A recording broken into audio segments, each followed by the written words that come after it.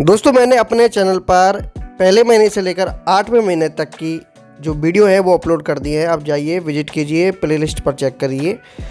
उसमें मैंने सारी पूर्ण जानकारी बताई है जो शिशु से लेकर आपके शरीर में क्या क्या विकास होता है और आपको क्या खाना चाहिए, क्या नहीं खाना चाहिए, क्या नहीं करना चाहिए, क्या करना चाहिए, कुछ ज़रूरी सलाह, सावधानी, जो भी कुछ होता है सारी चीज़ें मैंने हर वीडियो में बताई है।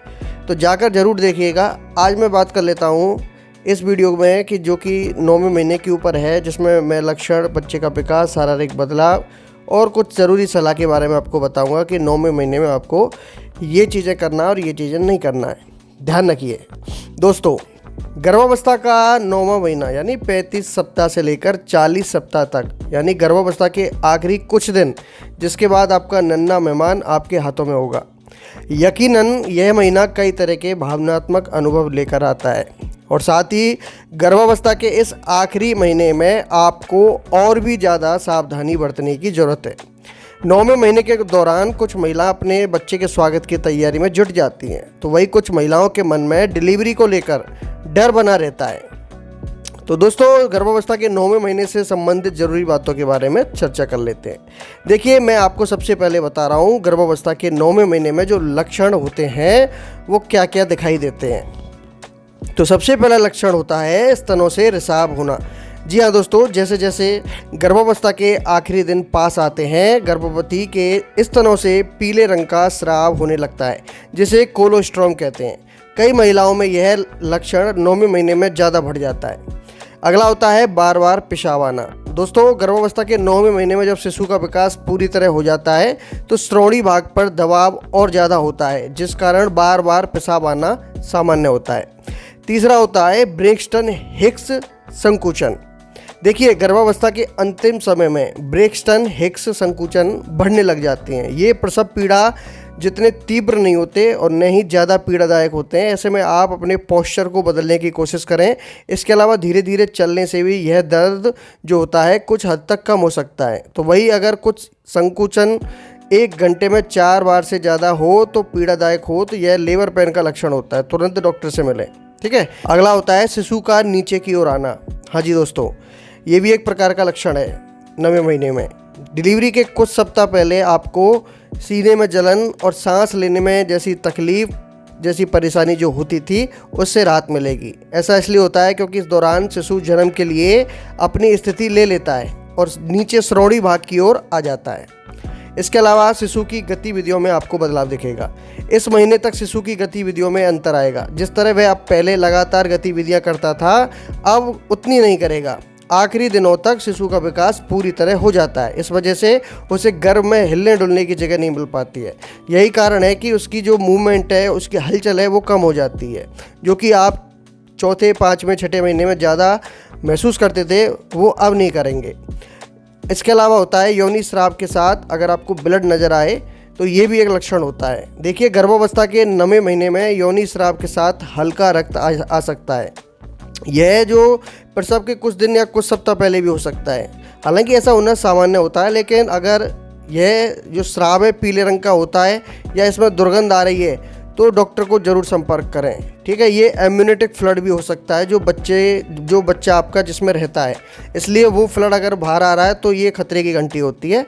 आपको इस चीज़ पर हमेशा नोटिस करना है।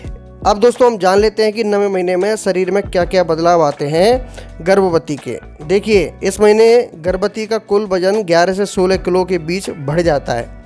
इस दौरान नितंब तंत्रिका पर दबाव पड़ने के कारण पीठ में तेज़ दर्द हो सकता है।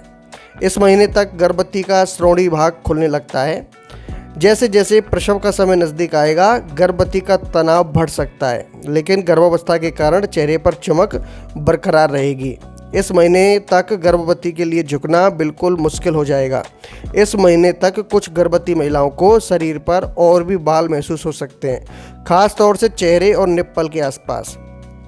अब हम जान लेते हैं कि बच्चे के विकास और उसके आकार के बारे में कि 9वें महीने में बच्चा कितना बड़ा हो जाता है और कैसा उसका विकास होता है। देखिए, अब तक शिशु पूरी तरह विकसित हो जाता है। वह नीचे खिसक कर श्रोणि भाग में आ जाता है, ठीक है, 9वें महीने में बच्चे का कितना विकास होता है और आकार कितना हो जाता है वो भी जान लीजिए कि इस महीने अंत तक शिशु 19 इंच लंबा और उसका वजन 2.5 किलो के आसपास हो सकता है। इस महीने तक शिशु के शरीर से लेनोगो यानी बालों की जो परत है जो भ्रूण को ढककर रखती है वो हटने लग जाती है। अब हाथ पैर पूरी तरह से बन चुके होते हैं और उसके नाखून भी आ जाते हैं। शिशु की जो त्वचा एकदम गुलाबी और चिकनी हो जाती है। दोस्तों, अंतिम महीने में आपको किस प्रकार से देखभाल करनी है इसके बारे में भी जान लीजिए। देखिए, भले ही ये गर्भावस्था का आखिरी महीना है, लेकिन इस महीने गर्भवती को और सतर्क रहना चाहिए। उन्हें ऐसा कुछ नहीं करना चाहिए जिससे होने वाले शिशु को हानि पहुंचे। गर्भवती क्या खाती है, क्या पीती है और उसकी जीवन शैली कैसी है, इसका सीधा प्रभाव होने वाले शिशु पर पड़ता है। इसलिए गर्भवती को एक खास देखभाल की ज़रूरत होती है और देखभाल का सबसे पहला चरण होता है खान पान। जी हाँ दोस्तों, अब आपको क्या खाना चाहिए और क्या नहीं खाना चाहिए इसके बारे में भी जान लेते हैं। देखिए, 9वें महीने में क्या खाएं? फाइबर युक्त खाना। अब फाइबर हरी सब्जियों में, फल, साबुत अनाज, ओट्स और दाल में मिलता है, इसलिए फाइबर ज़रूर खाएं। इससे कब्ज और गैस की शिकायत बिल्कुल नहीं बनती है और आपकी पाचन शक्ति अच्छी हो जाती है। इसके अलावा आयरन युक्त जो फूड्स होते हैं उनको खाएं, जैसे कि पालक, सेब, ब्रोकली, खजूर, चिकन, मीट। ठीक है, अगर आप मांसाहारी हैं तो इसमें आयरन भरपूर होता है। इसके अलावा कैल्शियम युक्त भोजन, कैल्शियम युक्त भोजन खाना भी ज़रूरी है। इसके लिए आप डेयरी उत्पाद, दही, ठीक है, इनका भी सेवन कर सकती हैं। दोस्तों, वैसे आयरन और कैल्शियम की जो गोलियां डॉक्टर देते हैं उनको भी साथ के साथ लेते रहें। इसके अलावा विटामिन सी से जो भरपूर होते हैं, नींबू, संतरा, स्ट्रॉबेरी, टमाटर, इनको भी ज़रूर खाएं 9वें महीने में। इसके अलावा फोलेट युक्त जो चीज़ें होती हैं, फोलेट युक्त चीज़ें रीढ़ की हड्डी और मस्तिष्क संबंधी विकार होने का खतरा अगर बच्चे को होता है तो उसको कभी नहीं होने देती है। ठीक है, हरी पत्तेदार सब्जी और बीन्स जो होते हैं इनमें फोलेट आसानी से आपको मिल जाता है, इनको भी ज़रूर खाइए। अब आपको क्या नहीं खाना है, सबसे मेन बात तो ये है। देखिए, कैफ़ीन, गर्भावस्था में कॉफ़ी, चाय, चॉकलेट, इन चीज़ों से परहेज़ करें क्योंकि इनमें कैफ़ीन होता है। चॉकलेट खाएं तो बिल्कुल कम मात्रा में खाएं, चाय पिएं तो बहुत ही कम मात्रा में चाय पिएं। ठीक है, आपको ये नहीं दिन में 3 बार 2 बार चाय पीनी है, तो आप पीना चाहें तो दोपहर के समय में थोड़ी बहुत चाय पी सकते हैं। ठीक है, आपको अपनी चाय पर लिमिट रखना है। इसके अलावा दोस्तों, शराब, तंबाकू बिल्कुल नहीं खाना है, इनको तो छूना ही नहीं है। डिलीवरी के दौरान या डिलीवरी से पहले पूरी प्रेगनेंसी के दौरान आपको बिल्कुल भी शराब, तंबाकू से दूर रहना है। इसके अलावा दोस्तों, सैक्रिन एक ऐसा केमिकल होता है, यानी आप इसको कृत्रिम चीनी बोल सकते हैं, एक प्रकार का कृत्रिम मीठा, यानी एक तरह की मिठास होती है जिसे कृत्रिम तरीके से बनाया जाता है। सैक्रीन कई लोग जानते भी होंगे। प्रेगनेंसी में इसका सेवन करना बिल्कुल वर्जित है। अगर आपका मीठा खाने का दिल कर रहा है तो फलों का जूस, घर पर बनाई हुई मीठी कैंडी खा सकती हैं। इसलिए घर पर बनाकर जो भी चीज़ें खाएं तो घर पर बनाकर खाएं। बाज़ार की कोई भी मीठी चीज़ नहीं खाएं, उनमें सैक्रीन मिलाया जाता है ज़्यादातर। इसके अलावा सॉफ्ट चीज़ में इस्तेमाल किया गया दूध गैर पौष्टिकरत होता है, इसलिए इसे गर्भावस्था में नहीं खाना चाहिए। इससे संक्रमण का खतरा हो सकता है। सॉफ्ट चीज़ का मतलब जैसे आइसक्रीम वगैरह, जो दूध से बनी चीज़ें होती हैं, ठीक है, जो बाज़ार में आपको दिखती हैं कि अमूल के वो प्रोडक्ट होते हैं, कई ऐसे प्रोडक्ट जो आइसक्रीम, वनीला, इनमें ये सारे सॉफ्ट चीज़ कहलाती हैं। ठीक है, जंक फूड, दोस्तों आपको जंक फूड नहीं खाना है। बाज़ार का कोई भी समोसा, कचौड़ी, भल्ले और पेटीज, बर्गर, आपको कोई भी फास्ट फूड नहीं खाना है, चाउमीन वगैरह कुछ ऐसा, मतलब आपको छूना ही नहीं है। ये चीज़ें आपको डिलीवरी से पहले भी और डिलीवरी के बाद भी। इसके अलावा कच्चा मांस नहीं खाना है, अंडे नहीं खाने कच्चे, और मछली। ठीक है, जो समुद्री भोजन होते हैं उनसे कम इनको ये मान के चलिए आपको इनको हाथ ही नहीं लगाना है। आप मांस खाना चाहती हैं तो सफ़ेद मांस खा सकती हैं, जैसे चिकन होता है। ठीक है, चिकन का सफ़ेद मांस होता है, इनको आप खा सकती हैं। अब दोस्तों, गर्भावस्था के 9वें महीने के लिए कुछ व्यायाम होती हैं और ये इसलिए की जाती हैं क्योंकि आपका शरीर फिट रहे। देखिए, गर्भावस्था का 9वां महीना यूँ तो काफ़ी सतर्कता बरतने वाला होता है, लेकिन प्रशिक्षक की निगरानी में रहकर योग आप कर सकते हैं। ठीक है, अनुलोम विलोम होता है, ये आप कर सकती हैं। आप व्यायाम करने के लिए एक्सरसाइज बॉल का इस्तेमाल भी कर सकती हैं, जिससे व्यायाम करने में आसानी होगी। 9वें महीने में कीगल एक्सरसाइज होती है, वो आपके लिए फ़ायदेमंद हो सकती है। इससे जो श्रोणि भाग होता है उसमें लचीलापन आता है और प्रसव आसानी से सहन किया जा सकता है। ठीक है, आप चाहे तो पानी के एरोबिक्स भी कर सकती हैं, इससे आपकी मांसपेशियां मजबूत रहती हैं।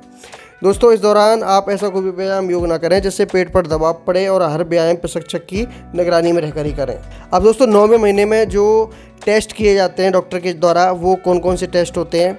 देखिए, गर्भवती का वजन चेक किया जाएगा, ब्लड प्रेशर की जांच की जाएगी, शुगर और प्रोटीन का स्तर जांचने के लिए यूरिन टेस्ट किया जाएगा, भ्रूण की दिल की धड़कनों की जांच भी की जा सकती है, गर्भाशय का आकार मापा जा सकता है, शिशु का आकार स्थिति जांची जाएगी, होमोग्राम टेस्ट जिसमें आपके रक्त का नमूना लिया जाएगा और शरीर का पूरा ब्लड काउंट देखा जाएगा। देखिए, क्या आपको करना चाहिए, आप चाहें तो स्विमिंग पूल में जाकर कुछ देर रिलैक्स हो सकती हैं। इससे आपका शरीर प्रसव के लिए तैयार हो जाता है और आपको तनाव से राहत मिलती है।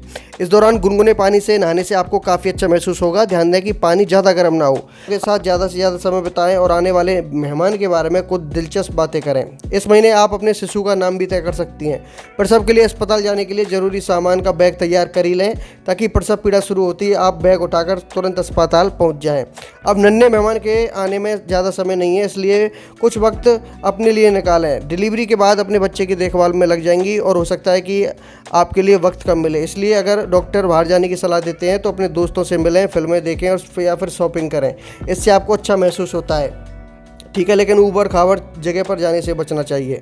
आप इस महीने अपने आने वाले बच्चे के लिए शॉपिंग कर सकती हैं। इसके लिए पालना ला सकती हैं, कपड़े ला सकती हैं।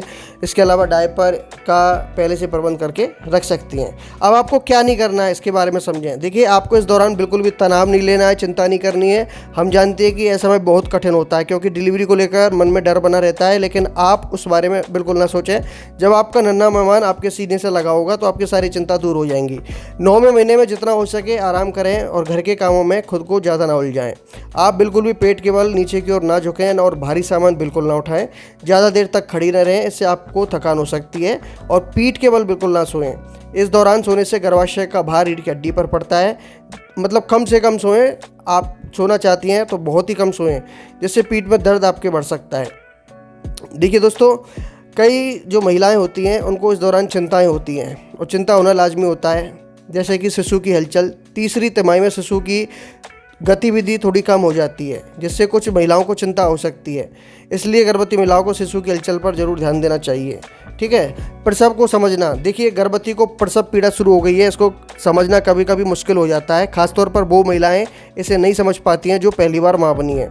तीसरा होता है पानी की थैली फटना। दोस्तों, सार्वजनिक तौर पर गर्भवती की पानी की थैली फटने की चिंता इस महीने बनी रहती है, लेकिन ऐसा ज़्यादा नहीं होता क्योंकि बहुत कम महिलाएं ऐसा होती हैं जिनकी पानी की थैली संकुचन से पहले फटे।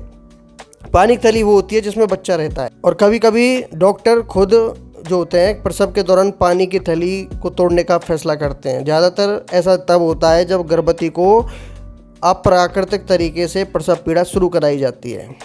तो दोस्तों, मैंने आपको वो सारे टिप्स ट्रिक्स बता दिए हैं 9वें महीने में, जिससे कि आपको आसानी हो जाए। आपके जो भी खान पान है, जो सावधानियां हैं, मैंने वो सारी चीज़ें आपको बता दी हैं। संपूर्ण जानकारी इस वीडियो में थी। उम्मीद है कि आपको ये वीडियो अच्छी लगेगी। इस वीडियो को प्लीज़ लाइक करना मत भूलिएगा और यूट्यूब चैनल पर नए हैं तो सब्सक्राइब भी कर लीजिएगा दोस्तों। धन्यवाद दोस्तों।